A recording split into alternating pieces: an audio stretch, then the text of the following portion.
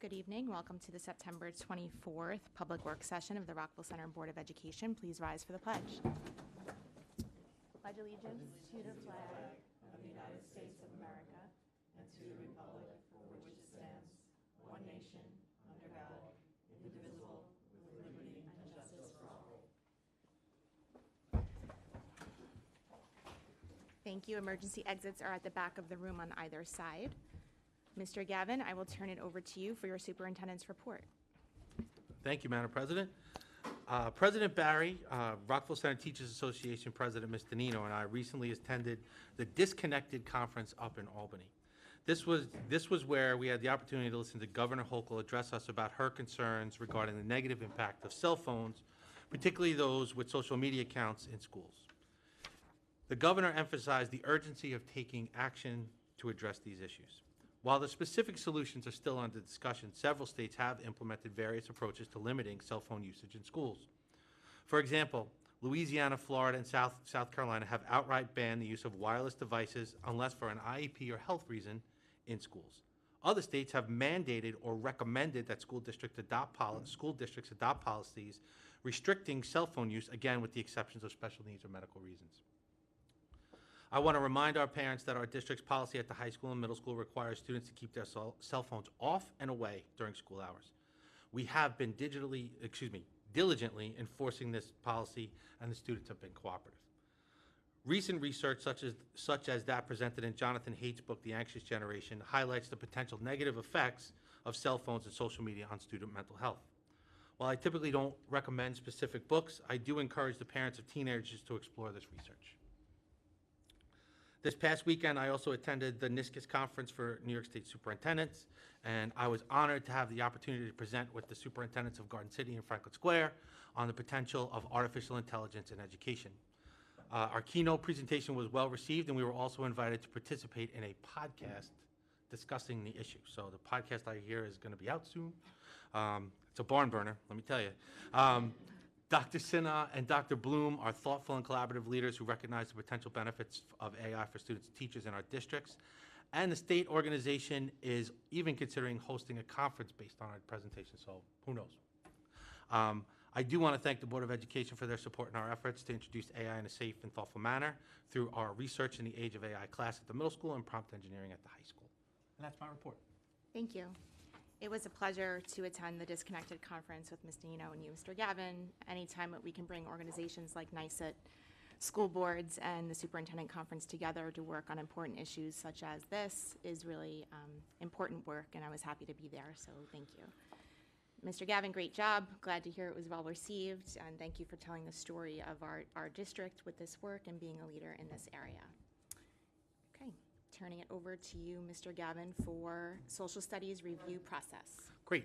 I'd like to introduce the Director of Humanities, Liz Nisler, and I'd also like to introduce Dr. Moriarty, who will lead us through our first presentation as we review the Social Studies curriculum. If I remind the board, the first presentation is generally the process that we're going to go through, and then the second presentation, which happens later on in the spring, close to the end of the year, will be the recommendations for what we need to do to enhance our Social Studies curriculum. Dr. Moriarty, you're on. Thank you, Mr. Gavin, Board of Education, and to the community at home and who are here with us tonight. We're grateful for the opportunity to continually share the work that we get to engage in on a daily basis in the Curriculum and Instruction Office and across the district. This year, we are here to share with you how we're reviewing the Social Studies curriculum across our district. To start, we'd like to remind everybody about our Board of Education goals that began in 2022 to 2023, where we first reviewed the ELA curriculum, K-12. Last year, we embarked and dove very deeply into our math review, and this year we will be engaging in our social studies review. Overall, all of these reviews are of the same cloth and the same vein, where we want to think about how we enhance student opportunities and outcomes, which speaks to our board goal for this year. We really want to think about our alignment K-12. We want to think about what we're doing inside and outside of the classroom, and we want to always engage in a collaborative process. We want to ensure that all voices are heard, And much like we have presented before, we are going to ensure that we have teachers from all of our schools part of this process. Building and central administration alike will work together. We will engage our parents and gain their insight into what they're seeing for social studies instruction and from their perspective coming home. And we are most importantly going to focus on our students, and who better to understand the experience of what they're experiencing than our students themselves.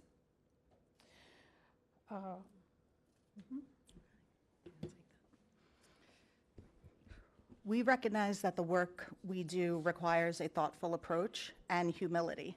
That's why we follow the inquiry cycle that's displayed on the screen. We'll ask questions of one another and carefully analyze our current curricula to understand our present context. Basically, what are our areas of strength and where are our areas for development? This will allow us to identify purposeful action steps for moving forward. And as we take action, whether it's to revise any units, whether it's to implement new strategies, or to integrate new resources, we will reflect and adjust in our efforts toward continuous improvement. In terms of process, the first phase, the inquiry phase this year, will include the following 4 components. The first, initial conversations with building administrators and facilitators, has already occurred. The next, which are the grade level meetings, will begin in October at every school building and with every grade level, so that we can clearly communicate the purpose, process, and product, and also give teachers of social studies an opportunity to ask questions and share insights. This will complement the work of the subcommittee. We firmly believe that all voices need to be heard if we want shared ownership of the process. We do already have volunteers from all grade levels representing every school building in the district on the subcommittee.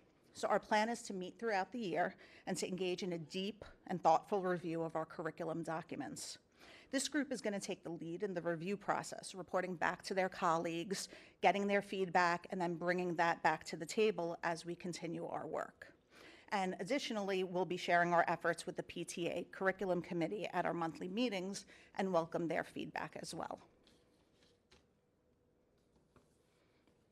So our work is going to be informed by 2 key resources. The first is the C3, or College, Career, and Civic Life Framework for Social Studies Standards. It was written by experts in the K-12 social studies education field around the country, and it was also reviewed by 15 professional organizations who are committed to advancing social studies education. The framework was published by the National Council for the Social Studies, and it basically offers guidance on what they call 4 dimensions, also known as the inquiry arc. So these 4 dimensions are developing questions and planning inquiries, applying disciplinary concepts and tools, evaluating sources and using evidence, and communicating conclusions and taking informed action. Now, anyone who's familiar with the New York State Social Studies Framework, as I know many members of our board are, can easily see the influence of the C3 framework on it. The New York State Social Studies Framework provides this image to illustrate how its component parts are really integrated into that C3 inquiry arc. And the framework states, through an inquiry-based approach, students develop thematic and conceptual understanding while applying disciplinary practices and literacy skills in the context of content. Now, that is a mouthful, but this statement kind of impressively combines all the elements that we see as goals for our curriculum and instruction review.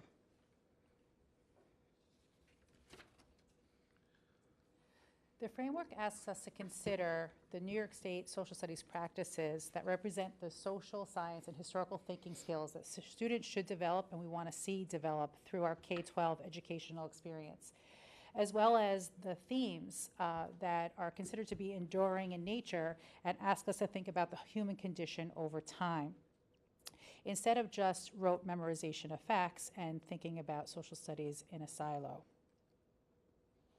While we're engaging in our review, we also need to keep in mind the New York State Blue Ribbon Commission. This was a study where various stakeholders throughout the state were asked their thoughts on graduation requirements and how best for students to display and demonstrate their understanding after engaging in their K-12 educational journey in each of our schools. So we are awaiting further details from the state, and those details will help us and play a key role in our findings and what some of our recommendations should be. From some of the meetings that I have been able to attend, the longstanding work that has occurred in this district, especially with the IB, the MYP, our integrated units that we've established over the last couple of years, really align with the goals of the commission and put us in a good place to think about where we're starting and think about some of our next action steps and how we can really conceptualize this in a much broader scale. An example of a way that New York State has already reconceptualized the idea of graduation requirements would be through the seals in which that students can be awarded based on certain things that they're able to demonstrate. So in history or social studies, for example, there is the New York State Seal of Civic Readiness, where students can achieve this seal in recognition of a student's high level of proficiency relating to civic knowledge, civic skills, civic mindset, and civic experiences. As you can see here, we have been working on this since 2022, and we have been increasing our students graduating with this seal. Part of our review will be to look at what we are currently doing and the different ways in which that we ask students to engage in civic readiness throughout their K-12 experience, align it more, embed it more, and then see where we can get more, how we can get more students to achieve this seal upon graduation, with the goal of getting the majority, if not the most of our students, to get this seal.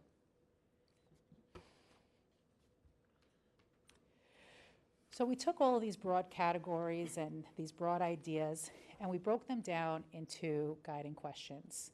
And here's just a sampling of some of our guiding questions that we are going to ask ourselves as we continue this review. So the first one is, to what degree do our students engage with the social studies framework and the ideas and practices, especially around the conceptual knowledge and the unifying themes on a daily basis, weekly basis, and throughout their units of study? And are there a variety of assessments and assessment opportunities that we can draw upon where we can emphasize assessment for learning and really think about a more holistic and portfolio-based aspect to assessment? And ideally, because all teachers are teachers of literacy, we'll also examine the degree to which the ELA literacy standards of reading, writing, speaking, and listening are embedded in social studies classes. The ELA standards actually feature prominently in both the C3 and the New York State frameworks, so they really need to be viewed as an integral part of our curricular and instructional work. Similarly, we'll be looking at the role of media literacy in our classes. In our continued efforts to arm our students with the critical thinking skills they need to determine the credibility and the accuracy of the news that they're exposed to every day. Finally, in line with arguably the main purpose of social studies education, we're going to look into how can we further equip and encourage our students to actively engage in their communities, whether it's in their school community, whether it's in Rockville Center, hey, maybe even nationally, globally. Not only is this essential in and of itself, but it does align with the board's goal of fostering increased community engagement. So we'd like to thank you for giving us this opportunity to share our plans for the K through 12 social studies review with you. We are very excited about the work we're going to continue with our talented teachers, our dedicated administration, and the wonderful students and parents that we work with, and as well as you and your support as we go through this process. We do hope that you'll have us back later in the year, in the school year, along with some of our subcommittee members, to share our findings with you and share our recommendations for moving forward collectively. Thank you. Thank you both for the presentation. Comments or questions from board members? Thank you very much. I'm looking forward to seeing you again.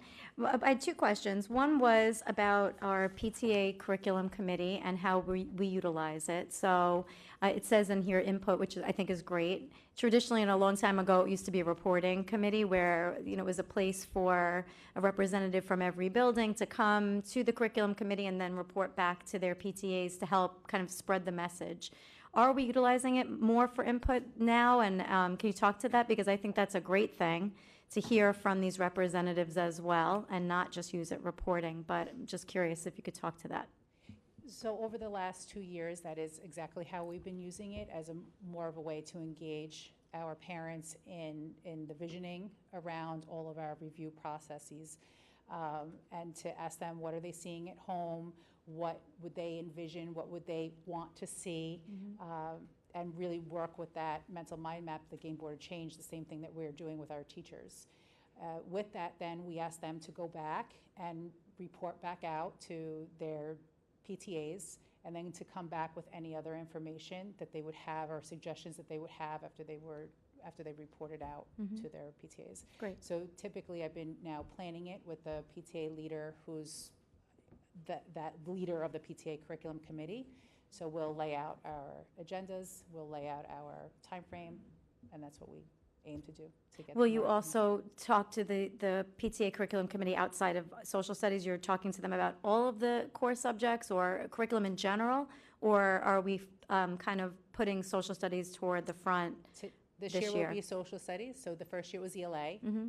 The second year was math, and then this year will be social studies. So we will engage them in a very engaging protocol to get all of their feedback, their insight, and then ask them to go report out and come back with more information for us. Okay, thank you. My other question was going to be about data sourcing for secondary social studies. God bless you. We know that there's been years in the past, recent 4 or 5, where regions and social studies areas have been pulled back or not happening. So what are we going to do to kind of make up for the lack of data we might have on some grade levels over the course of several past years where we didn't have those scores to look at?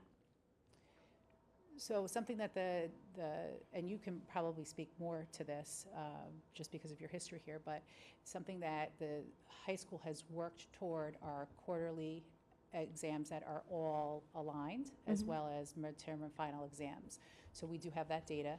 We also want to look at students' writing samples in order for us to see, you know, how they're doing and where they're going. And we also want to start thinking about assessments in the classroom, not as assessment as tests necessarily, but assessment for learning. So using our stimulus, using our documents, asking them to gather data and pull in all this information, create an argument, support their argument, and construct their understanding of the time period or the enduring theme through these various measures, and then that become an assessment for learning and to continue their learning. Okay, thank you.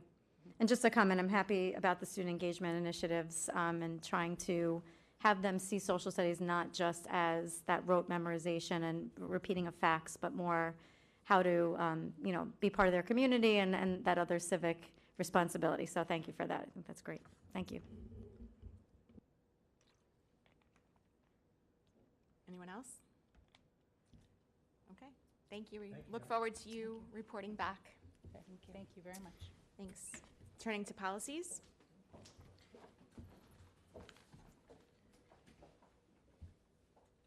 Currently at stage 1, we have 2320 compensation and expenses. Comments or questions? Okay to move this? 2330 consultants to the board. You'll notice that it has that one is to be rescinded. That doesn't mean that the board won't have consultants. It just means that the policy isn't needed. Thank The you. board will continue to have consultants. Yep, thank you. So this, remind me, has to go through the stages, right? We recommend that we. Yeah, we recommend that we keep Okay. it going on the stages so that people have the ability to talk if want to be. Okay, and same with the next one, 3110, school-sponsored media. Yep, and the same thing here. Again, you know, the district has, you know, works, you know, hand in hand with local media, but the information in here really isn't necessary. So instead of having policies that become out of date or using language that is not currently appropriate, it's easier just to continue working, with the media, the superintendent continuing to be the spokesperson for the district, so it really isn't adding anything that isn't done. Thank you. Also at stage 1, 3150, before school, after school program project rate. The same thing, we are not proposing that project is no longer in existence. There still will be before and after care. I don't want to start rumors in the community. It's just, again, we don't want a policy that, if it's not project gate, maybe if it's, the YMCA comes in or a scope comes in, or that we don't have to continue to change it in the future. Okay. So there will be before and after care still. We are not accessing that. Thank you. And 3220, public expression at meetings.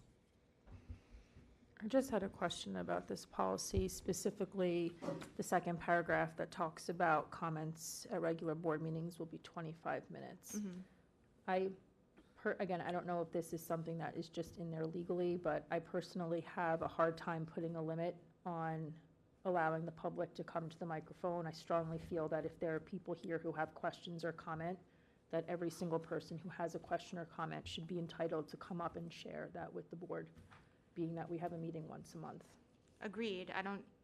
Since I've been on the board, I don't know that we've ever even kept that time, so I'm okay striking that if everyone else is. So legally, there is no requirement to have a limitation, so that you could either strike or you could increase the number, whichever is. It is very common with regard to the 3 minutes. The 3 minutes is pretty consistent throughout Long Island, at least. Agreed. I'm okay striking it entirely, because I think putting a number to it would be hard, given your point. We don't know on any given meeting, right? So is everybody okay with that change? Thank you. We So can I move would it forward with that Yes. change. Striking the 25 Yeah. with the 3. It's just the 25 minutes, so we're going to keep the 3. Keep the 3. Thank you. Thank you. Currently at stage 2, we have 1611, business of the annual district election. Can we move this? Yep. 2110, new board member orientation. Move this. Good. 2130, board member training on financial oversight, accountability, and fiduciary responsibilities. Okay to move this? Yep. 2140, meals and refreshments. Okay to move this? Yes. And 2210, committees of the board. Same. Good. Thank you.